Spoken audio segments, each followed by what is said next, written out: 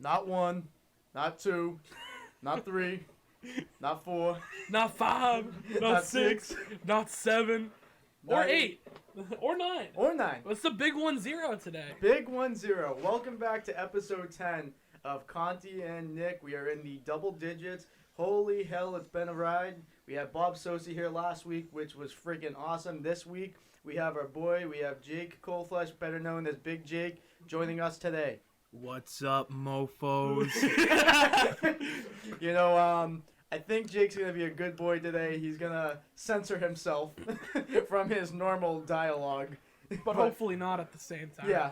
Either way, it's good content. Yeah. We're going to be talking Durant, a little bit of KD, a little bit of Luka. I know Gino's got some good conversation starters that he wants to bring up. And I think we might have a little bit of a bloodbath this episode. Not as bad as the Aaron Rodgers one, but Oh, no, probably just as bad, if not worse. See, it's all depending on how much Gino is going to say. and that scares me, but no, it is going to be a good episode, so I hope you guys hang around. Enjoy. All right, so first off, at the current time of recording, what's today, June 16th? Yes. We just came off of the Bucks versus the Nets, where Kevin Durant dropped 49, 16, and 10, which is an insane stat line, so I just want to clarify right off the bat, Kevin Durant is a phenomenal talent, okay? Is a top 10 talent of all time, is arguably a top 5 talent of all time, okay? I just want to say this right here, right now, and make it very clear before I say anything I'm going to say today. That way you know that I have said it, okay, and I've acknowledged it. But the question I have, yesterday withstanding, is Kevin Durant a true winner, a true number one on a championship team where you can say, give me the ball and I will take you there, where you can trust him with that? Yes, you absolutely can. We've seen it before. Look, even when he was in OKC and he was with Russ, KD was still the guy on that team. They still got to the finals. And the only thing that really stopped them is they ran into a prime LeBron on the Miami Heat, who was he wasn't going to lose. And that's just how it was. And then, look, he goes to Golden State, and yeah, that team is stacked, but he was still the number one option on that team. Now, granted, Steph Curry was probably the leader, in my opinion, of that team, but he had championship experience, but KD was still the number one option. In the finals versus LeBron, he still had to hit those shots where he steps into a three. And even now, with all these superstars, KD is still the number one option. That team can still win with KD. I think he's absolutely the number one option on a championship team. And he's the reason that the Nets won last night, for sure. No, they didn't have Harden last night, right? They had Harden. They had him, and then he had hurt. 6 points. He had something very. So they had an injured Harden, no Kyrie, KD with a bunch of role players, and he got it done versus the Bucks. I think it's got to show that KD is the number one option. No, KD's the number one scoring option. I definitely bet. Yeah. But going back to the Golden State days, who was one of the first MVPs when they had him? It was Andre Iguodala. The Finals MVP. Okay, Finals MVP. But KD wasn't on that team. I thought he was. No. Kevin Durant and Iggy were on the team at the same time. Yeah, they were on but when KD won Finals MVP, that was with Steph. Oh, really? I thought it was the same year. No. Oh, I was going to say. Iguodala was the Finals MVP, the first go-around, the first championship for Golden State. Yes. That was before Kevin Durant got there. Okay, so that was before KD got there. But, Iguodala, when KD got there, was still a very valued role player. But I want to tell you this, okay? Kevin Durant, in his career, yes, he is the best player on the Warriors. He is the best player on the Nets, and he was the best player on the Thunder, okay? You look at all those rosters, and you say, oh, my God, Kevin Durant's the best. How can you even make this a question, Gino, okay? First of all, I understand your argument with LeBron and D-Wade and Chris Bosh, the Heat. So I'll give you that one, okay? Because not a lot of teams, other than a 38-year-old Tim Duncan, can beat that prime Miami Heat team, okay? My question to you, look at this. They had Clay and Steph, the greatest shooting backcourt of all time. Of all time. That's fair. Okay? And that diverts so much attention away from him. Where you're at the point where you have to say, Kevin Durant, win a one-on-one battle. Win a one-on-one matchup. Okay? you cannot double team. And you have one of the greatest role players of all time in Draymond Green. Like a top 10 role player of all time, I would say. He's the best at kicking nuts. That's it. Okay, yeah, the best nut kicker of all time in Draymond Green. Okay, but you look at this. How do you leave the greatest shooter in Steph Curry of all time open? Because or Klay Thompson, another top 5 shooter of all time open. Because in order for you to double team Kevin Durant, one of those guys is going to have to be open. Or, like, at the time, the center was Andrew Bogut or Kevon Looney, whoever, like, whatever year you want to think of. You're just going to leave people wide open in the paint. Yeah. Okay, so you have to have Kevin Durant in a one-on-one matchup. And that's what made that team so good. Yeah, and that's what made that team so good. But my point to you is Kevin Durant had it easy. I wouldn't say he had it easy necessarily, right? It's hard to win a one-on-one matchup. Don't get me wrong. When you're Kevin Durant, no, it's not. Well, that's what makes KD so good. Is he's able to consistently, make plays that other people can't make look easy. That's the thing. And look, that team, that was a very, very good team before KD got there. Now, whether his intentions, whatever, if it was right or not, it's up for debate, right? But you can't deny that him going to that team made that team the best team probably ever. And I'm just saying. First of all, the second best team ever. I think they're the best team ever. The 85-86 Celtics were the greatest team of all time. They can move the ball like crazy. Well, the thing is, that Warriors team could do it all. They could score, they could play defense, they could move the ball. And all right, that's a different debate, right? But Kevin Durant being on that team made them probably one of the, if not the best, one of the best teams ever.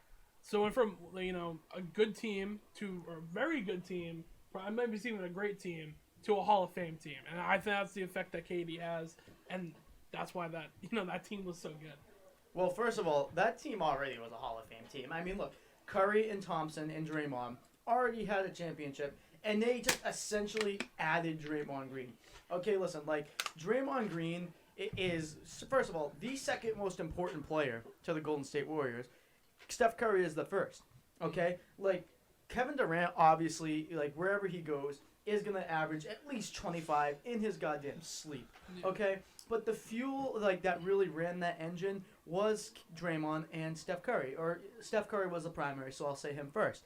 Okay, like, that's what really made them the well-oiled machine that they were. Jake, you'll like this, okay? Who was the best player between Derek Jeter and A-Rod?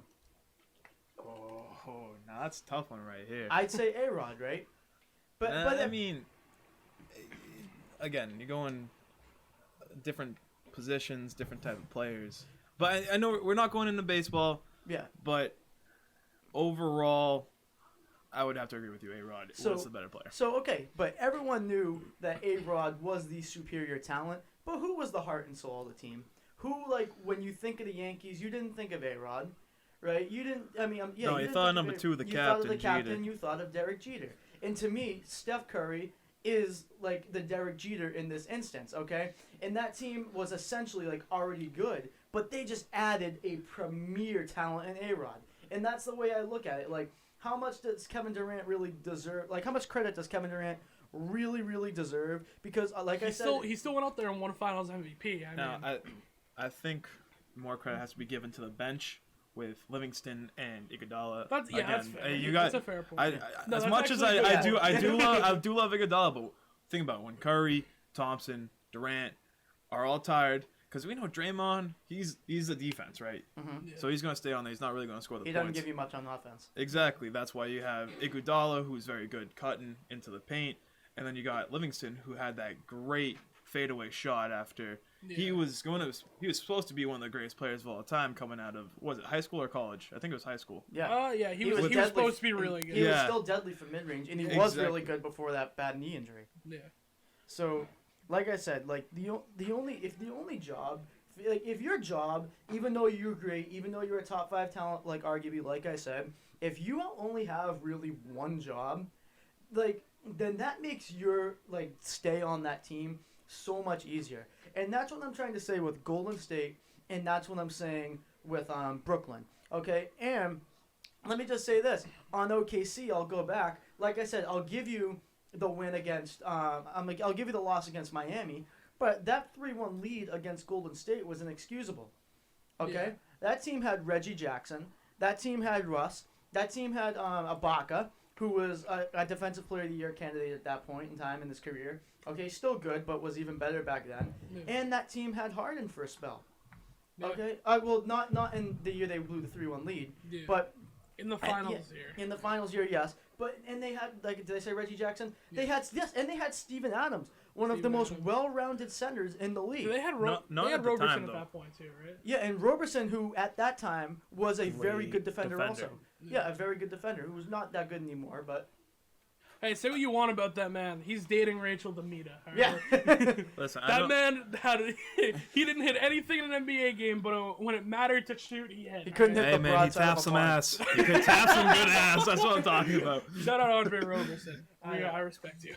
But I will say, I don't think we should go back to the OKC years when we bring in Russ and Harden. Because they were babies. They're babies. They're coming into their own. They really stepped up when they left OKC. When James Harden's a role player on a championship team, I feel like you gotta put some context in there. A great 6-man in James Harden when he was on OKC. He was 6-man of the year. Exactly. Yeah. And KD, I mean, he had time to mature. I mean, with the Supersonics having a little bit, and then Russ coming in. I mean, he was still becoming that great offensive threat. Then he goes to Golden State.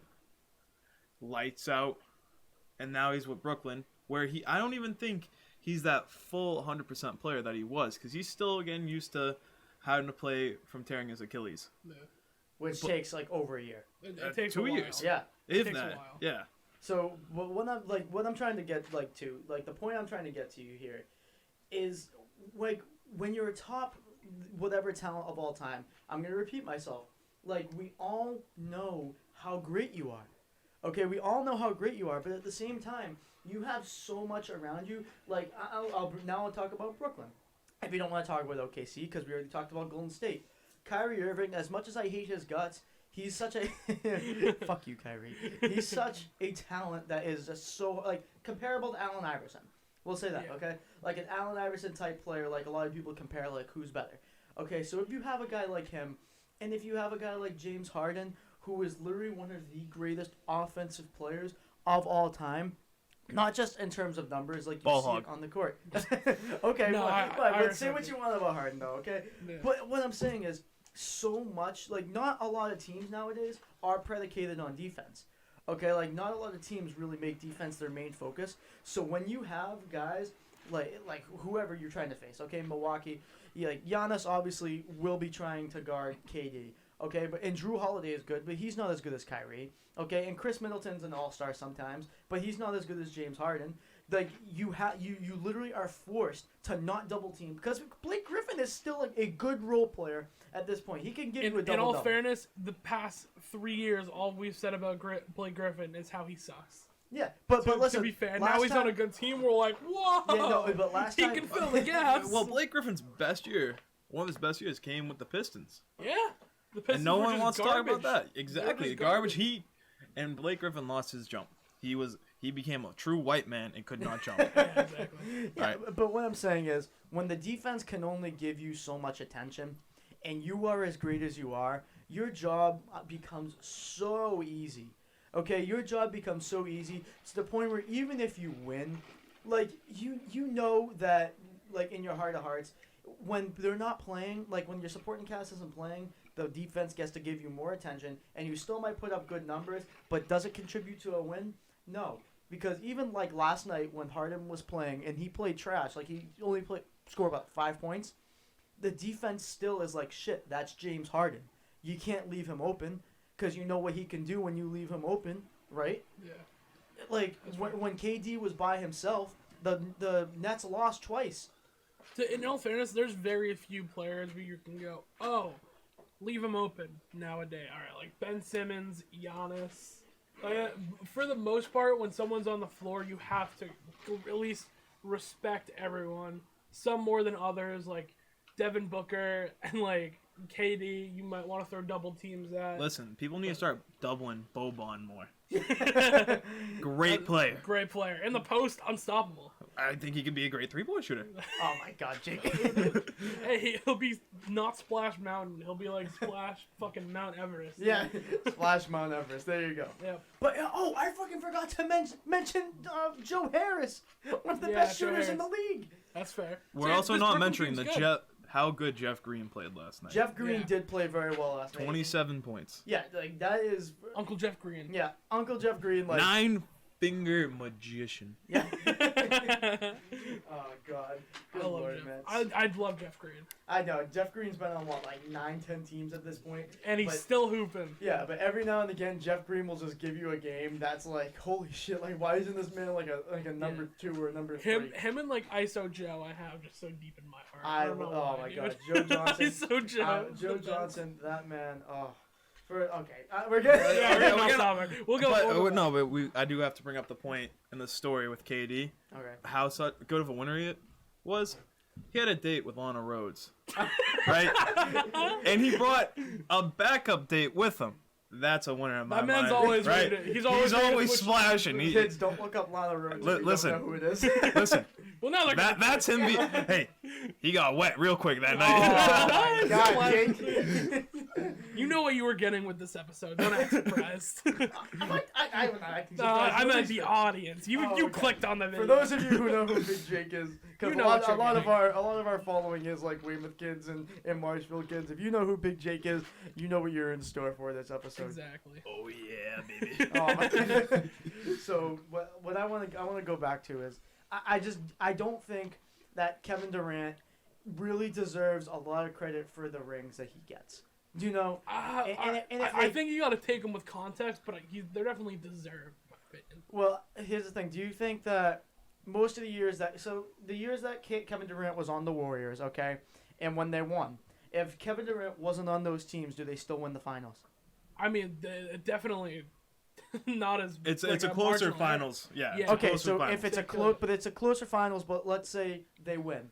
Okay, how much does Kevin Durant in 2019 when LeBron was just dominating everyone and he scored like 15 points, 50 points in the very first game? I don't know if the Warriors win that finals without KD. You don't think the Warriors would win the finals against a team? Well, 2018. That was 2018. Was 2019. 2019 was the Raptors. All right, 2018. My bad. So with George Hill, Jordan Clarkson, like who still had, I think they still had Matthew Dellavedova. Actually, no, he went to the Bucks at that time. Hey, Clarkson is a great player. He is. No one talks about him enough. No. He is the sixth man of the year, but like he developed into that. Yeah. Okay, like. All these role players that he was great on the Lakers before he got on the Cavs. He was good. But he had to develop. Yeah. He's at his peak now. Now, I mean, LeBron's a bitch. We all know LeBron's a bitch, right? He is. And he disagree. I love LeBron. I think he's probably gonna end up being the GOAT. But yeah, keep going. Oh my Jesus Christ! I won't even get in this conversation because I'll just say the GOAT is Wilt Chamberlain. I will tell you this right now. Stop everything we're doing. Jake, why is Wilt Chamberlain the GOAT? Yeah, this is important. All right. I don't know. Wilt. The drink down? I gotta put the drink down for this. Right. Now, Wilt was arguably, I shouldn't say arguably. He was just a freak of nature. 2-time Hall of Famer in volleyball and in basketball. And he started volleyball when he was in his 50s, right? He could run a 40 in about like 4.5, 4.6 seconds. Crazy. At a 7'2" forward. He used to lift with Arnold Schwarzenegger and outlift Arnie. He has done that. I've seen all the. All right, so like that's great and all. They had to change the rules to slow him down. Yeah, Jake. He was playing against like. Okay, I hate the whole plumber argument, but he was literally playing against like plumbers and like postmen. He was playing against like your average Americans. You put some of the greatest players from back then. Now they're still playing just as good. That's fair. Yeah. So I think Wilt is easily top tier. Kuzi would not be good in this era. The man had. Dude, Kuzi could not dribble with his left hand. Literally, all you have to do is stay on his right. He's just like Julius Randle, but at a point guard. Like you go to his right, or like it's flipped. But you go to his right, then automatically he gets stopped. But I'm sorry, I love Bob Cousy, much respect. He's still alive, man. Man's still kicking at 90. But he could distribute the ball. I know who can distribute the ball nowadays. Rondo. Ricky Rubio. Ricky Rubio can distribute. Anyone talking about Ricky Rubio besides me on last episode of the podcast? I'd argue Shane Larkin could distribute. Hey, whoa. Actually, no. Shane Larkin's short, so I like him. I love Schlarkin. Okay.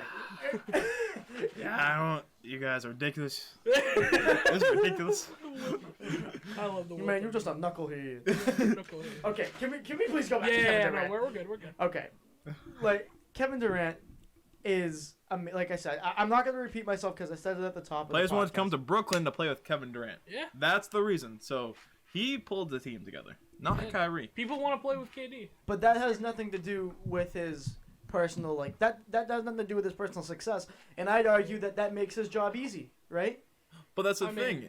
Now we're in a league of big threes, so like super teams, which started back way before when you had the Celtics, you had the Lakers. People want to say, like, oh, that 08 Celtics team was the reason why the big three. No, they had superstars back then. But because that 08 team, then it caused LeBron.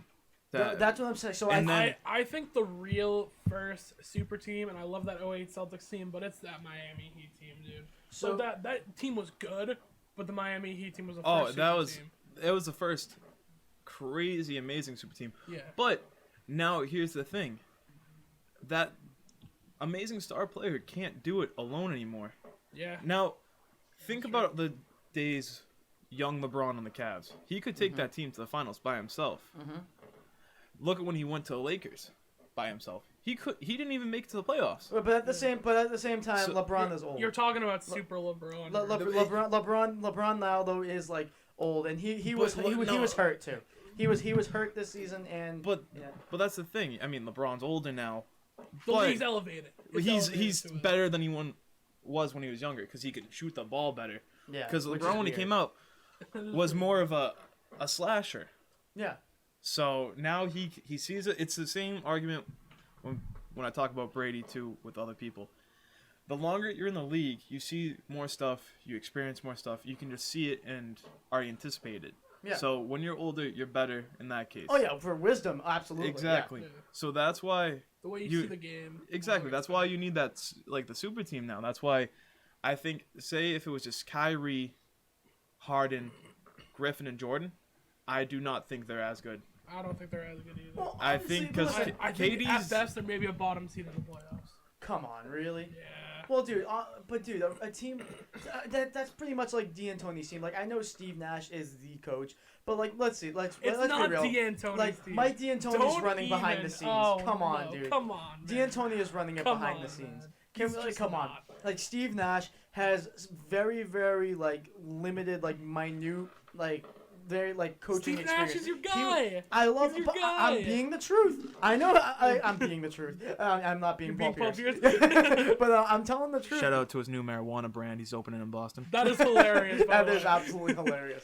But dude, like, what I'm telling you is, come on, like, this team is run by Mike D'Antoni. It's like, not. No, you can't just say you don't know that. Dude, it's so clear, dude. It's not. Dude, What why would they bring in such a big name like D'Antoni if they weren't confident that Steve Nash could handle it himself? No, because because James Harden said he was tuckered out at the end of D'Antoni's like at the end of his Houston Rockets maybe his run. full system, but he still respected D'Antoni as a coach. He let him average 30. He was like, of course I'm gonna go play with D'Antoni. I'm gonna say the reason why James Harden hasn't been playing as well lately, it's not because he's hurt. It's because there's not enough good strip clubs that have opened up since COVID happened. Since everything's opened up again. Houston had amazing strip clubs because it was open. Harden played amazing before he went to Brooklyn. Now he's in Brooklyn. It's New York's still shut down a bit. They're starting to open up. But their strip clubs aren't as open, so he can't get them lap dances. It's a fair argument. You know what? It's a true argument. He does. He likes the strippers. Screw Woj, screw Stephen A. Everything that everyone's trying to tell you, Jake Kaulbfliesch just gave us the answer, boys. That's the answer. That's why James Harden's numbers went down. I know, but dude, you cannot tell me this team is not run by D'Antoni. I can, and I will. It's run by Steve Nash. He's the head coach. First of all, I don't even think the coaches have that much of an influence. I think really it's KD and Kyrie and Harden, that are like you could say that. The big boys, you right? could say that, fine, but still, dude, like, come on. D'Antoni does not run this team. I'm sorry. Well, in terms of the coaching aspect, he does. But he doesn't. He's the Steve Nash coach. is just the, I think Steve Nash is honestly, like I said, my favorite player of all time. But I think Steve Nash is just someone who kind of just. They brought in D'Antoni to be a babysitter for Steve Nash, kind of like the crutch, because Steve's still learning to be a great coach at an NBA level. D'Antoni is one. He knows how to coach. So it's just a crutch to fall back on. That's fair. That's why they brought D'Antoni in. But to say that D'Antoni is running the show, he's like the puppet behind like this. Like, no, he's not. But he's not the puppet master, but he has influence, a little more influence than a normal assistant coach. Okay, that's so fair to say. that's where I think it's coming across more better influence. Yeah. All right, well, you could say that, but I disagree with the point when you're saying that if it was just KD and Harden, and Kyrie and Harden and Griffin and DJ, that they would be a bottom like seed, like they'd be a 7 seed in the play-in tournament. No, they wouldn't be in the play-in. I think with they're the way like, that Kyrie and Harden get hurt, dude. I don't know. You don't know if. Well, dude, well, Kyrie's not hurt half the time. He's just a bitch. Yeah, you can't really. You can't really like say that and use that as like an argument. You could, you can. But I'm just talking like like health is being assumed here. Okay, like dude, Harden and Kyrie. Like Kyrie. Imagine if that team was on Houston. Like Harden and Kyrie. We'd be talking about them as like a threat to beat the Golden State Warriors. They were when Chris Paul was there, and unfortunately, Kyrie Irving is better than Chris Paul. So, if that's listen, that 2018 Rockets team. Well, you're also forgetting they had Clint Capella. Yeah, Capella was good. Okay, but like, think about it. Replace CP3 with Kyrie. Would you be saying they would be a bottom seed in the West? Barring injury, probably not. Assume health. Assume health. Okay, not assuming health. No. So then why would they be in the East? All right, look. I think it's different, right? Because if we're looking at this year, right? Like, not if they're in the West. If this team in the East just had Kyrie Irving, James Harden, DeAndre Jordan, and like Joe Harris and that whole team, they're deep, right? The big thing with the Brooklyn Nets team is that they're deep. But with Kyrie and Harden, like we don't know if that is working without KD. That's the thing, because KD is the main point of this team. That team without KD, totally different team. I don't think they're as good. I think maybe they're still a bottom seed. The NBA is going towards more of the big men again. So anyone like the 3, the 4, and the 5, those are what's being centered around. Yeah, now, we right? were completely wrong, by the way, because the past couple years, all we're saying is shooting, that's it. You need to be able to shoot. Like, really, valuable big men, I think, are still have value. Like, and Jokic just won the MVP. And KD is a 7'3". All right, like he's 7 KD foot. Is not 7'3". No, I'm not 7'3". No, he's 7 foot at the 3. Okay. At the 3. Okay. Yeah. Now, that's just insane because with his reach and that arc of his shot, he can just train it all day over people. Okay, and that's what I'm saying. And that kind of ties back to my original argument. That's all he really has to do. That's still hard to do. When you're Kevin Durant, it's not hard. It still is, though. He's that good. He makes it look easy. He's that good. So, but you just said it was hard. I'm confused. No, it is hard. All right, if we're going, he makes it look easy. That's the thing. If we want to go back to a player that had a lot of difficulty with shooting over people, just because he did not have the athletics, was Dirk. Yeah, Dirk Nowitzki. Yeah. So, but he got Dirk, that high arc. Yeah. Dirk practiced his signature fadeaway. Yeah, that one step. leg. Yeah, the one leg fade. And it's just practice. KD practiced his shots all the time. Contested. And what does he lack now a little bit more?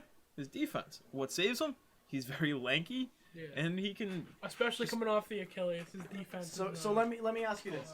So you agree with my point about KD being a top 10 talent, arguably top 5 all time, right? Yeah. How many people right now, like off the top of your head, you don't have to like think deeply about it. Excuse me. Maybe LeBron and Harden, okay? Who else other than that can you say is a top 10 talent potentially in the NBA like history? History, not like all time. I'm sorry, not like current history. I don't think Harden is top 10. So okay. So I will tell you that Harden is also arguable. Maybe Giannis as far as talent goes. No, I don't think of all time. So all right, let's. Do you know what I'm trying to get let's at break here? this down because for this talent standpoint, like, are we talking like pure athleticism or pure shooting? Like, I'm talking an all-around talent. Pure skill, like he was born with it. Yeah, I'm talking like an all-around talent, like God. Yeah, exactly. God-given talent that you can't teach. Steph shooting, for sure. So Steph shooting can't be replicated. I don't care who tries to come into the league; it'll never be replicated. But he's not the total package that Kevin Durant is. No, he's not. So I'm talking in terms of total package being a basketball talent. Yeah, but this is like God-given yes. talent. So you got LeBron with his athleticism, his freak athleticism. So that's one. KD with his length, his speed, ability and to score. his scoring ability, really. Then you can't deny Steph with his handles. His handles are his very handles good. to shoot. Steph has an offense. I would even say Kyrie with dribbling. Yeah, Kyrie and Steph with dribbling with his shooting ability. You think they're so far like? Sorry, did I cut you off? Or are there more? No, I was going to say maybe Kawhi too. So Kawhi with his defensive ability. Yeah. You think that you guys think that right now that there are 5 people who are arguably in the top 10 all-time talent, like in the history of the NBA. Well, we're not all those guys. But... not all those guys, but we haven't talked about Russell Westbrook. Okay, yeah. He is definitely, I think, a top 10 talent standpoint of all time. Because I wouldn't say of all time, dude. When you're thinking about the '90s, you're thinking about like Jordan, like all the people who could jump out of the gym. But I'm not. Dr. J, baby, that's your boy. Oh, you don't want to get me started on Dr. J. No, but I'm saying like if we're talking all around talent standpoint, Russell Westbrook has that where he can jump out of the gym when he's younger. I hear what you're saying. He's learned to shoot better. He can play defense. He's a pest. He is. His passing has gotten a lot better over the years. Clearly, he's only one of 2 players ever to average a triple-double in the season, and he's done it multiple times. But okay, let me go back to my point here. So if you've named probably about 3, let's say roughly 3 people who are like currently in the NBA who could be in the top 10 like talent of all time list. Okay, like when it's all said and done. So that means everyone is worse than Kevin Durant. So all Kevin Durant is asked to do is beat guys who are worse than him. So consistently because Kyrie and real quick. I want to make this clear when we say the top 10 talent standpoint. This is not the greatest of all time we're speaking of. Yeah, it's just not. talent. It's not. I do want to make it clear about saying that. Yeah, we're talking about just like from a pure. Andrew Wiggins was insanely talented. Yeah, and did nothing. Yeah, exactly. So that's what I'm saying. Kevin Durant is tasked only like in the Golden State Warriors and in the Brooklyn Nets to defeat people one-on-one who are worse than him every like on a nightly basis. And I don't care if he's at 75%, I don't care if he's at 50%. He'll like 9.9 times out of 10 will do that. And with his supporting cast, one of the best sharpshooters in the league in Harris, one of the most dominant isolation players of all time, and James Harden, and one of the most talented, gifted in terms of handles and slashers of all time, and Kyrie Irving. It pains me to say that, but it's true. That dilutes so much attention away from Kevin Durant to the point where once again he has to face people who are worse than him, and that's really all he has to do. But KD's hitting his shots. Yeah, no. So his whole career, he's hitting his shots, and before the Nets actually got good at defense this season, he was one of the main reasons for always hitting his shots consistently, meaning he was the main reason for them staying in and winning. But you don't think that it's kind of just like a pregame shoot around I don't think it is. Dude, KD. All right, look, in an NBA game, we're kind of just shrugging off that this is an NBA game. KD's going against NBA players, and he's torching them. Not everyone on the planet can do that. Exactly, but a top 10 talent of all time, it should be able to on a consistent basis. Obviously he's talented, right? What would Kevin Durant do if he went up against Scottie Pippen? I mean, I think KD's still holding his own. He'd hold his own, but I think it'd be a wash. I think it'd be a wash. I don't know. Listen, KD went against. KD is one of the best scorers. He probably is the best scorer of all time. Dude, with as far the rules, as scoring goes, with the physicality, KD could score in any era, dude. Any with the rules that they have in place now, where if you breathe on the players, you get fouled. If Scottie Pippen went up against Kevin Durant, my man, it would be a wash. Kevin Durant would get 20. I'll say he'd get 20. But it would be a hard-fought, earned 20, and he'd get some elbows, and he'd get some shots on the way down, punches in terms of shots. KD is an elite scorer. We're talking about different styles of gameplay. Exactly. It's one of those things where we can't. Where is this talent argument going for you, by the way. Me? Yeah. Well, I'm just saying, like, with his talent, he should be able to torch these players. He should be able to, you know? And he does. Yes, so and exactly. He's so that doesn't impress me. I mean, it's still impressive. I don't think it's that impressive. It's very impressive. Because I don't think so. Because think about this. You got some of the greatest athletes in the world that can... The NBA. Yeah, exactly, in the NBA. And... Why is it Andrew Wiggins torching people? And they're 6'6" and up. Yeah. To think about it, that's crazy. That's also humongous men. The defensive player of the year last year and the MVP, Giannis, has been guarding KD for a lot of this series. He wasn't guarding KD at all last night. But in the past couple of games, he has guarded KD a lot. So who besides the defensive player of the year, like on that Milwaukee Bucks team, you think could put up a fight or hold up a candle to Kevin Durant? This is a defense team, by the way. You have Budenholzer? Dude, Budenholzer's always known to be a fast break offensive team. Yes, but this team has a lot of good defensive pieces. You have Chris Middleton. You have Drew Holiday. He's good at defending. You have a lot of defensive pieces. I mean, all right, look, their center position might be. I don't think Brook Lopez is like locking anyone up. But however, I think. But here's the thing: Lopez has to match up on Jordan. That's the main thing. Yeah. Jordan's not starting for them, is he? DeAndre Jordan really hasn't played a lot. I'm just thinking, like, of center-wise, who was their starting center last night? I mean, they have Jeff Green out there at center at times, Okay, all right. What does Lopez really have to do? Just kind of guard the paint with someone coming in? That's right. What does KD do? He hits jump shots, right? KD hits jump shots. He's not in the paint unless there's a huge opening. He can go in the paint if he wants to. That's the thing. He's such a dynamic scorer, dude. I mean, you're saying that like that's not impressive. I think the complete opposite. I think it's so impressive that no matter who on this team you put on KD, he can score wherever, whenever, and however he wants. And I just because he's better. Of course he's better. What do you want him to get worse to play against? No, I'm not saying I want to. Gino, I want to know. I think it's impressive anyway. I want to know your opinion of a scorer. Okay. Going back, Larry Bird. He could score any different way, right? Yeah. Can't you say Larry Bird's scoring ability is very similar to KD's?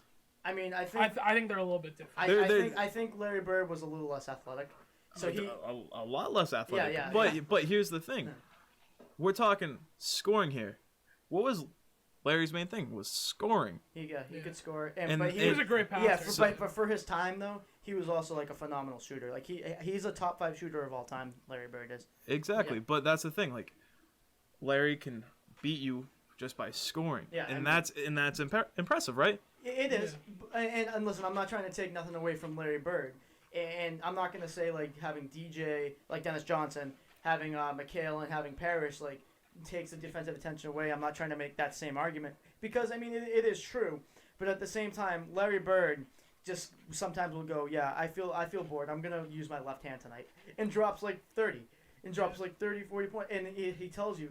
He goes to the bench and goes, I'm going to stand right in this corner. They're going to kick it out to me. I'm going to shoot it, and I'm going to make it. The stories from Larry Bird trash talk. You know, but what if KD was this trash talker, too? KD is a trash talker. Oh, yeah, trash talker because he has a security guard come and save him when PJ Tucker, a smaller man's getting in his face. What a trash talker.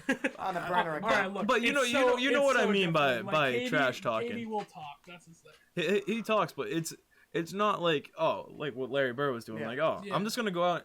I don't want to use my right hand. I'll go use my left hand. Yeah, but listen. But again, like when I brought up Scottie Pippen, you guys were like, it's a different game. And then when you guys are bringing up Larry Bird, that was also a different game. It was a totally different. It's a totally different game. But the scoring ability is the comparison here. One of the things that I think can translate to any era is scoring. I think scoring, no matter what, transfers over, right? And I mean jump shots, by the way. Jump shooting. Even what Wilt did, obviously it would be on a smaller scale, but Wilt would still be able to get buckets today. Bill Russell would still be able to probably play as good of defense as he did today. He'd probably have to be more of a 4, but he definitely has to be more of a 4. I mean, it depends. Yeah, it depends.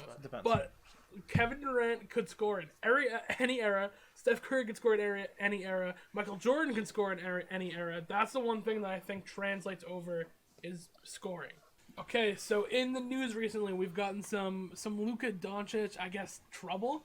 If you're the Dallas Mavericks, potential trouble if you're the Dallas Mavericks. Obviously, we saw that they lost in 7 to the Clippers, and Luka balled out of his mind, but the pieces around him just did not perform. Porzingis didn't look good, and no one around him could get a bucket except for him. And now we're starting to see maybe a little more troubles than we thought for Dallas. I actually saw real quick, Mark Cuban said something to the media that if he had to choose between divorcing his wife or keeping Luka, then his wife's got to go.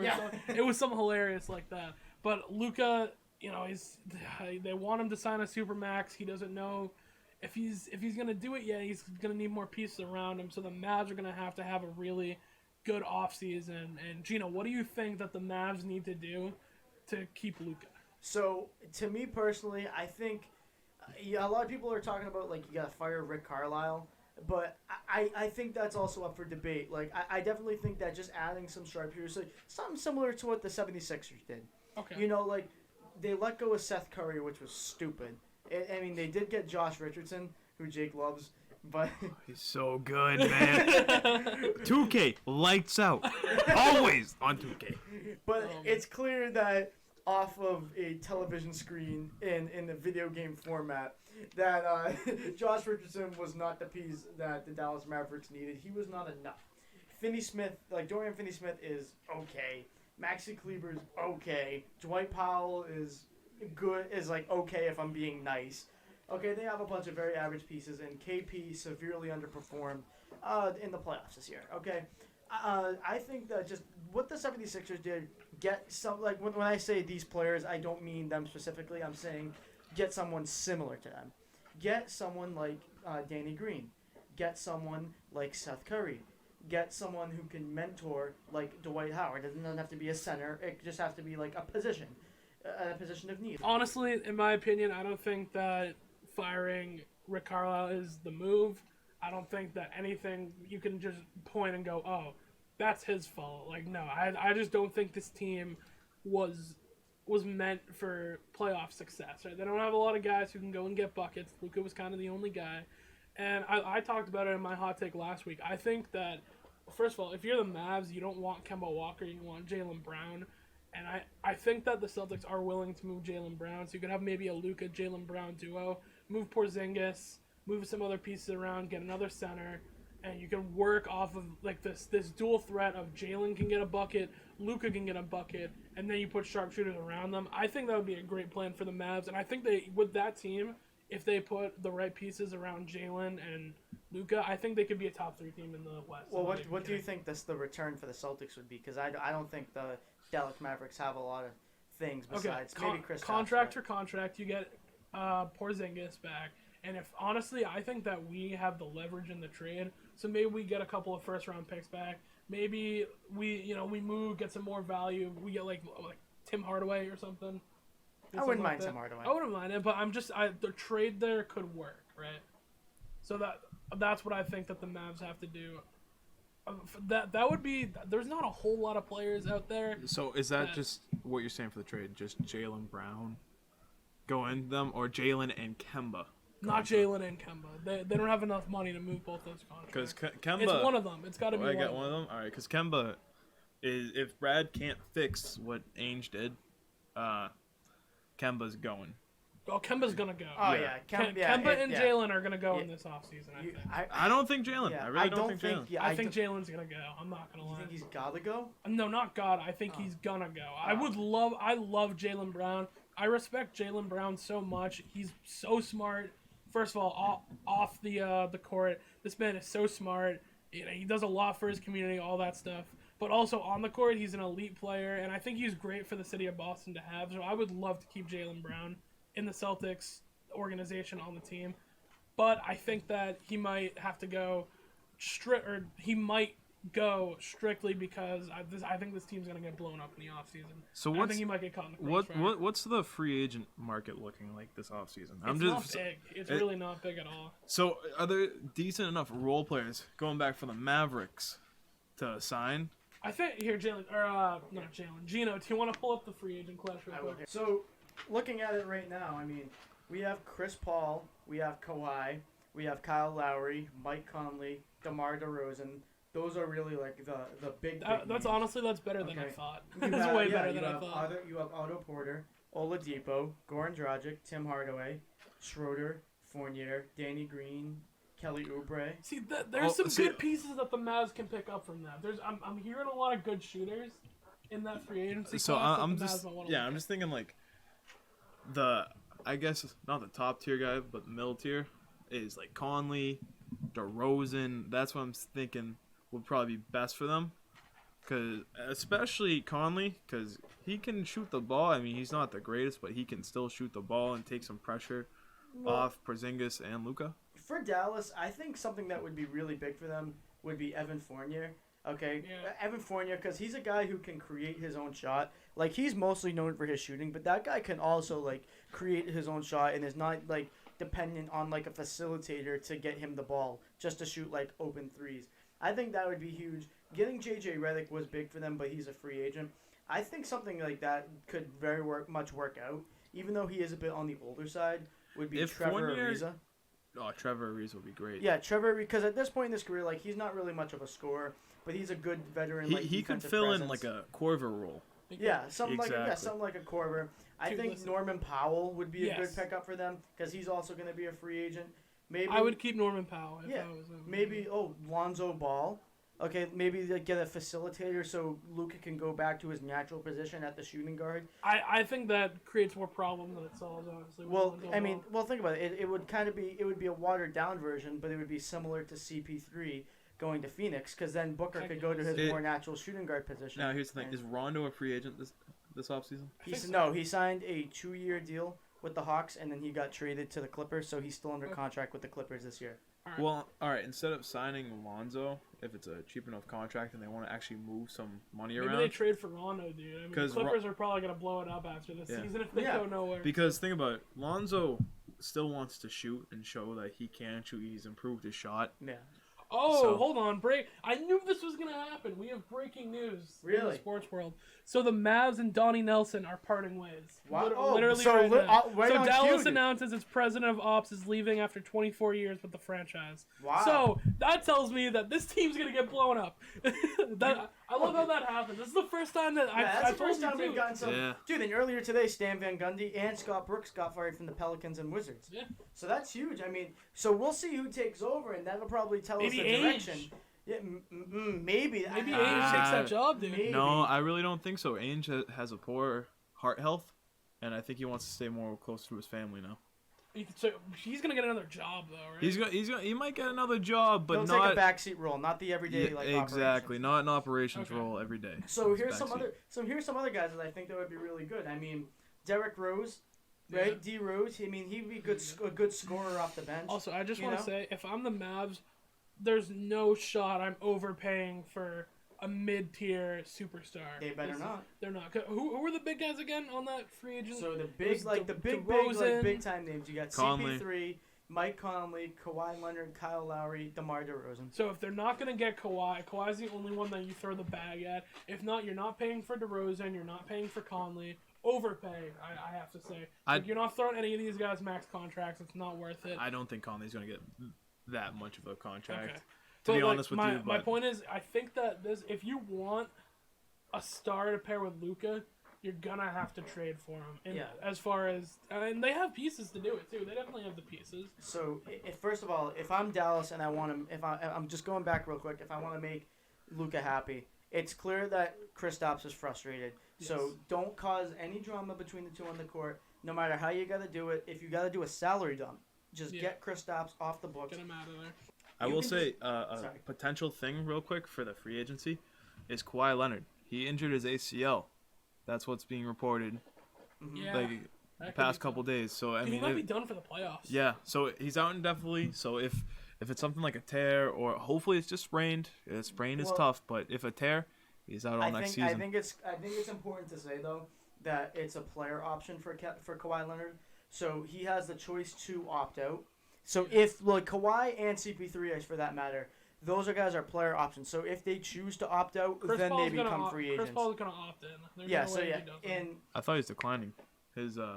No, so No. he has another option, like a player option, where with the last year or the second to last year of the Isn't contract. it like $44.4 million? Something very close. It's yeah. crazy. It's a lot of money. I thought he was gonna try catch a 3-year, $100 million contract. You know what? This is what I think Chris Paul would do too. If he opts out, re-signs with the Suns for less money, and they try and maybe bring in someone else. Maybe. It could be like I'm not the veterans minimum. Obviously, it's Chris Paul. Imagine if would they get Kawhi? Just about to say that. Yeah. Oh, Kawhi. That team would be so elite. That would be crazy. I mean, look at who they are right now. They're in the Western Chris Conference Paul, Finals. Booker, Kawhi, Ayton. Yeah, Ayton. Oh my God. That would be freaking awesome. Dario Saric. Yeah, Jake has predicted. Actually, you know what? No, that could be your hot take. Yeah, we'll save it for the hot take. I'll save it for the hot take. But anyway, so I want to go to Luka real quick. So let's just say all these guys that we've listed, they're not able to get any of them, and within a year or two, Luka's unhappy. He wants to go. So if Luka Doncic is traded, does that make that trade that was on draft day, the Trae Young for Luka trade, was that a mistake? Like, do you regret that if you're the Dallas Mavericks?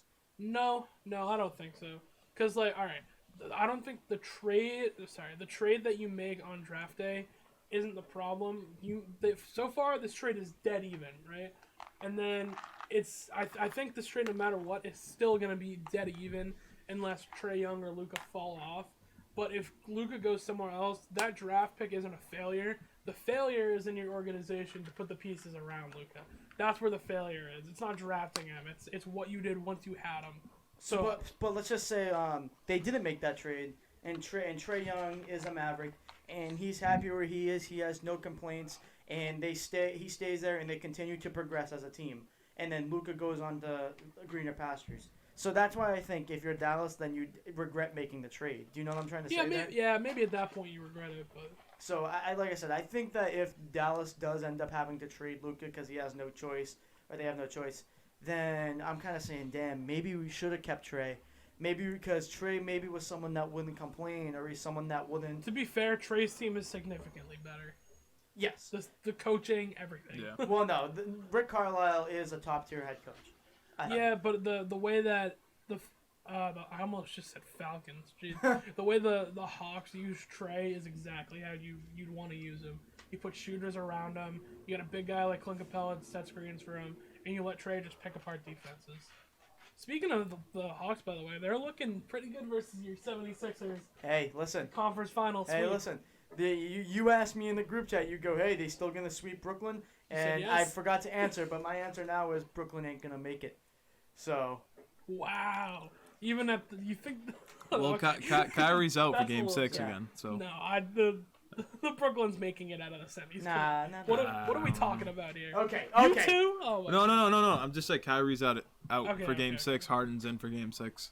So. Yeah. So, Luka Doncic gets traded. What is his best fit? What are some teams that you can think of that would be good? I have a list here, but I want to hear you guys' thoughts. I don't think he's going to leave. Dude, you laugh. That was on my list. Exactly. What teams are on your list? I want to hear the list because I don't have like a clear cut answer right now. Like, you know what? No, I will say this. We don't know what he'd look like in 2 years. I will say this. I think if Luka wants to leave and wants to get traded, the organization will find him the best fit, and they will talk to him about it. Yeah. He'll want to go to a bigger market. Maybe the Knicks. Hey, that's not bad. Then the Knicks are in the looking for like a big time free agent. So I definitely think that within the coming overpay for DeMar. You never know, man. You never know. Now imagine this: they trade Luka, they sign Kawhi, and they have Julius Randle. That's not gonna happen. Yeah, that's a bit of a pipe dream, Jake. That is a pipe dream, but imagine. There you go. It's a big 3. See, that team would be absolutely insane. Okay, but let's see. Julius Randle needs to get his shit together and learn how to use his other hand, too. But anyway, okay, just like Bob fucking Cousy. I brought it up earlier. I think that a good fit for Luka... He should start wiping with his left hand. That always helps. That's what drummers would do if they're not good with their left hand drumming. I feel like that's not wiping. true. Yeah, it is true. Really? It's the truth. That's kind of sick. It's true. Yeah. But I think a good fit would be the Indiana Pacers. Okay, Because you have pieces. I mean, as sad as it is, I think you'd have to get rid of McConnell. You'd have to get rid of T.J. Warren, who's a good, very good scorer. You'd have to get rid of Miles Turner, who should have been a Defensive Player of the Year candidate. Okay, so you get rid of two, a big-time scorer and the Defensive Player of the Year candidate, and you'd have to give up a ton and a scrappy point guard in McConnell. Malcolm Brogdon too, probably Malcolm Brogdon as well, and you'd have to give up a ton of picks. But at the same time, you would have one MVP caliber player and an All-Star in Domantas Sabonis. I think that could be a very underrated but lethal duo in Indiana. And he can learn under Larry Bird. Yeah. Larry Bird. I think that the Indiana Pacers, first of all, not moving on, but would be a really good fit because I think in a smaller market like that, though, they would appreciate the fact that they have two All-Stars. Okay, in the supporting cast, you'd figure it out later. But I think Luka and Sabonis is something that would be really, really slept on because, we say Luka and Porzingis, we're really excited for that. But Sabonis is just a very, very solid guy who does it at All-Star level, if that makes sense, who has his play at an All-Star level. I say trade Tyler Hero and Duncan Robinson, package them two, move them to the Mavs and Luka over to Miami. Along with some other... along with some other things, but I'm just saying, Butler may have to go in that too, though, honestly. I don't think so. I don't believe so, but... Anyway, so, me and Jake, you actually, as much stuff as you're saying today, Oklahoma City Thunder, I think, would be a good destination. How? You'd have to move Shea. You might have... They have so many first-round picks. That's what I'm getting But at. they have the first-round picks, but you also have to move a player. If you're going to just give up picks for Luka, that's a losing trade right there. You got to get at least some decent player come back. You have to get a decent player in return. So you'd have to probably give up Shea. But think about it. All the picks that they have what? The mid-20s? That amount of, first-round picks over the next, 5 years? It's something insane, okay? And you don't have all those picks to draft every single goddamn player, okay? You do it to acquire a star, okay? You do it for a rebuild, and you do it to acquire a star, okay? Within the next couple of years, Oklahoma City is going to be up there, and that might not get the number one pick, but they'll definitely be in the high lottery picks. You get yourself a star player. Those picks are going to be good. Yeah, they're going to have good high picks. You get yourself a star player, and then the remaining picks that you have, you trade for Luka. And that would be a dynamic duo for years to come, and it would be awesome because you wouldn't have to pay that star that you drafted. You wouldn't have to pay him, okay? So that, and then you can figure out the supporting cast later because right now a lot of people probably aren't going to be on the team, years from now. So you can figure all that out. You have something to say, Jake? Or no? No, I'm just thinking because OKC, it's a good landing spot, but now I kind of want to see how Luka does on his next contract because we already know how good he is coming straight out the gate. He's played in the pros since he was 16 years old over in Europe. Yeah. What is he going to do when he gets the bag? Once he gets the bag on a team that's struggling when it's just him. We've seen it a little bit, but will that frustration in his mind hamper him from playing? I'd argue that it really just is him now. Yeah, I don't really think he's got any other pieces with him now. I'd argue that because obviously you have the name guys Tim Hardaway's a good role player who could fit on an elite team if put in the right way, the right role. But now that the frustration's building, there's that outside pressure when he's just not playing the game, not thinking, right? So that stuff happens all the time where you have that outside issue creeping in. I want to see how he produces. When you're an NBA superstar, you deal with that all the time, you know. So my third and final destination. All right, this is going to be one that might be a bit of a pipe dream, but it could work. I think it's the Denver Nuggets. That is bogus. You think so? I don't know. No, that would be a good fit, but I don't know how they'd make it work. Maybe move Jamal. But... So think about this. Jamal Murray has to go. First of all, Aaron Gordon would have to go. I'm holding my tongue. I like to make jokes real quick, and I'm censoring myself. So you don't have to cut that. I didn't say anything. Okay. But he does have a huge cock. 20 minutes. Oh, that's good. Oh man. Oh my God, Jake. Finish up your Denver Nuggets thing and then let's wrap it. Okay. Jamal Murray, Aaron Gordon will have to go. Yeah, I mean, it's clear that Jokic is capable of being able to carry a team, at least for the short term. Okay, he wouldn't have to do it anymore if he got Luka. That would be a freaking amazing, like, dynamic duo, like 2 MVP caliber players. You can figure out the rest later. I think that, Jokic and Luka Doncic would be an absolute elite combo. I think it'd be a great combo, but they're both players that are passers. And I mean, I think that could work. A team with ball movement. We would see the first like ball movement dynamic duo. We'd see like scoring dynamic. Like it would literally be the thing from. They'd be playing hot potato. what was the? Oh, I forget with Jackie Moon. I forget what the movie's called. Semi-pro. Semi-pro. Yeah. It would be the semi-pro where it's like up, down, and right back. Down. That's what it would be. Yeah. And I'm here for it. All right, so really quick, we're gonna do our hot take of the week. We're gonna start off with Jake. All right, my hot take is Dario Saric is going to win NBA Finals MVP. Oh, my God. This year or next year? This year. Oh, my God. Especially, I mean, if Chris Paul can come back from the COVID protocol really quick and they get in, he'll win it. I'm telling you. He is a great role player. He can shoot the ball. He can play defense. He can do it all. Oh, my Jesus Christ. 2K player. Oh, my God. All right, so I'm going to bring a little baseball into this. Ooh. Bobby Valentine is the greatest manager in MLB history. I'm beating your ass. I'm beating your ass. Wow, he did really get up. I take it Jake's not a fan? No. Okay. All right, well, my hot take is that Jason Tatum will be all NBA first team next year. He's going to make the jump. I hope so, man. Didn't even make any team this year. He was like third team last year, though, right? I think so, yeah, but he didn't even make one this year. He's going to be first team, and he's going to be in the MVP conversation next year. That Kobe the Celtics are going to make a jump. Better be. Yeah. Yeah. It's his time. All right, well, that's going to do it for episode number 10 of Conti and Nick. I almost just said obnoxious. I was so close. That would be pretty obnoxious. Episode 10 of Conti and Nick in the bag. Thank you guys for watching. Hope you enjoyed this episode. Once again, follow us on social media at Conti and Nick on both Instagram and Twitter. I'm the only one who runs the Twitter. We know this.